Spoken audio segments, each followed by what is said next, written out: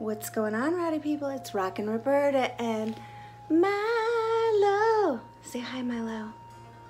Frankenstein. What's up, everybody? I was going through my comments yesterday morning and I received a couple of comments that really touched me, and I wanted to share them with you guys. And both of these people that commented were loved ones of addicts, and so I think it's really important that we touch on this subject. Oftentimes when we are in our active addiction or new to recovery, we do not realize the hell that we put other people through. And so today I just wanted to honor those loved ones who have to deal with our wrath in active addiction. So here we go. First comment was Jose Robles, and he says, "You remind me of my dearest friend Christina. Unfortunately, she passed away from fentanyl that was in her heroin, which she never shut up before until the last year of her life. She was a mom of 2 boys, and she was very passionate about her fashion and her name brand clothes and her 2 kids. It's so interesting that I came across your video. You guys look so much alike, and just how you are and how you carry yourself and how deep with your words and passionate you are.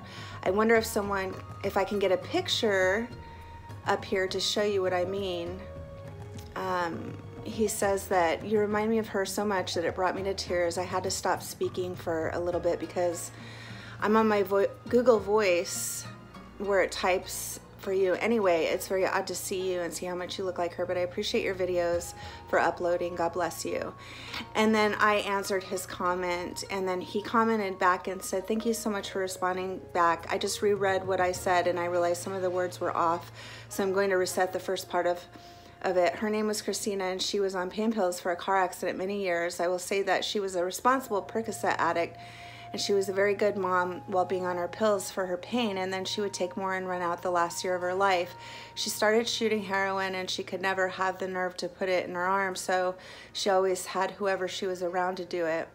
Obviously, they were on heroin as well, so they would bring her the heroin and put it in her arm for her, and just, I suppose she got it from the wrong person, and there was fentanyl in it, and her 2 kids were there, and her husband, and they woke up and found her dead." So I just want to say, Jose, I'm really sorry for your loss. Unfortunately, this horrible addiction is killing so many people around us.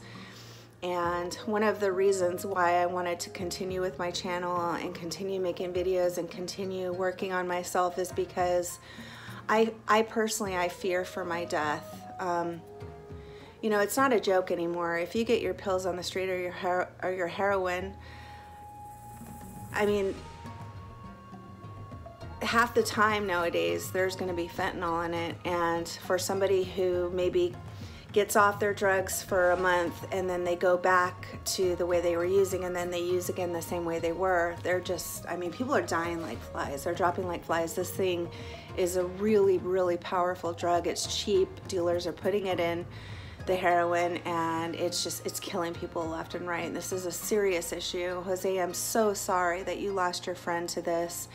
And, you know, just thinking about her 2 kids and what they have to live through for the rest of their life.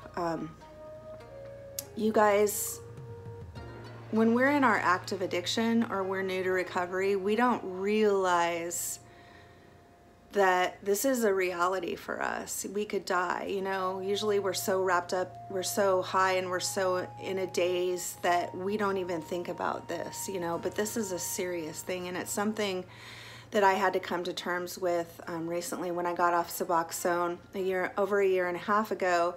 I kept having relapse after relapse, and I'm not the kind, I'm a binger, I'm a binge user, so when I would use, I would take handfuls of pills at a time.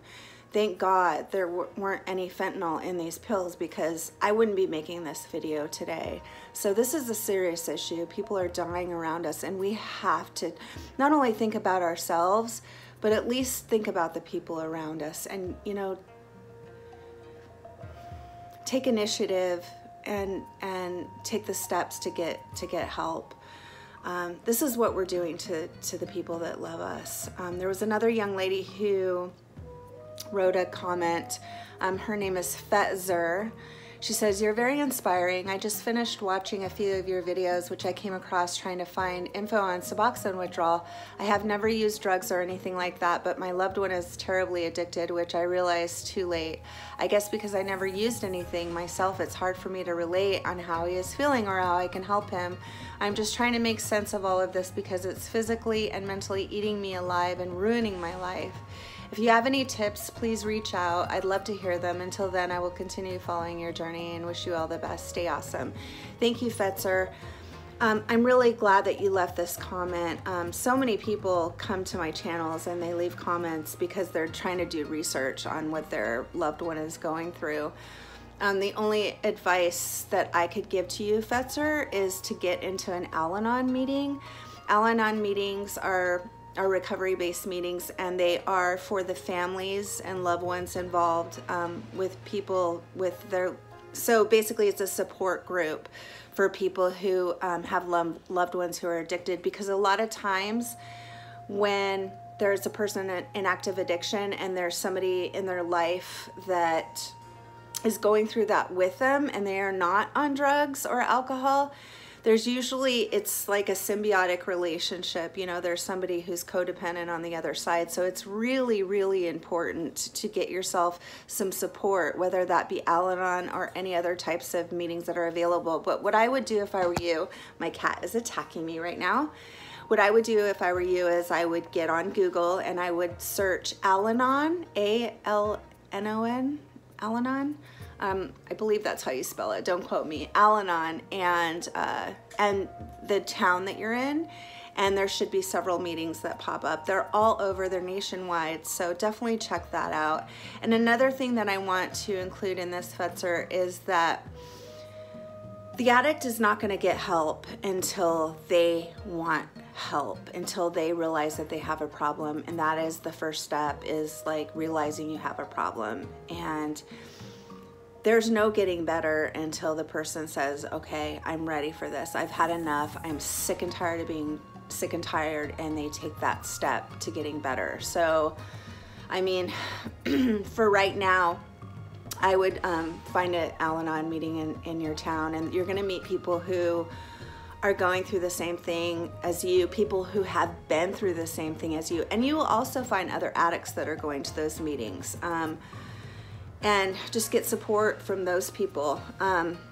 It's a tough situation you're in, and I'm really sorry, and it's really draining for the loved ones around somebody who's in active addiction. I've had boyfriends who were addicts as well, and it's just, it rips your soul out. So I get it. I feel for you. Thank you so much for commenting. Thanks for letting me share this video, you guys.